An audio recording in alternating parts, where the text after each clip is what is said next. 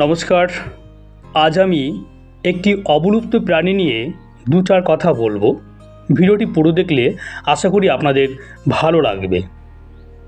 ঘড়িয়াল বা গাভিয়াল, বৈজ্ঞানিক নাম গাভিয়ালিস গঙ্গোটিকাস। বিরল প্রজাতির মিঠা জলের কুমির। একে অনেকে মেচে কুমিরও বলে থাকেন।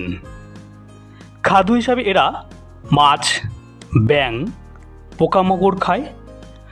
মানুষ খাওয়ার কথা পুরাণে থাকলেও বর্তমানে তা সম্ভব নয়, তবে মৃত জীব খেতেই পারে। লম্বায় প্রাপ্তবয়স্করা প্রায় 3.5 থেকে 6 মিটার পর্যন্ত হতে পারে। একদা ভারত, বাংলাদেশ, নেপাল, ভুটান, মায়ানমারে দেখা যেত। বর্তমানে ভারত ও নেপালের কিছু অঞ্চলে দেখা যায়। ভারতের রাজস্থান, মধ্যপ্রদেশ, উত্তরপ্রদেশ,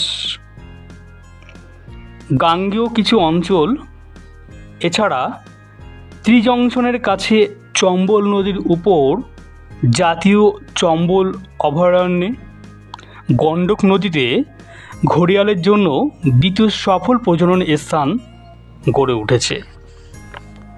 নভেম্বর থেকে জানুয়ারিতে বালিতে গর্ত করে 30 থেকে 35টি ডিম পাড়ে।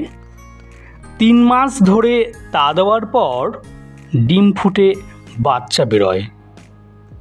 এদের অবলুপ্তির কারণ হিসাবে লম্বা দাঁতযুক্ত রোস্টামকেই দায়ী করা হয়। মাছ ধরার জালে এরা আটকে যায়।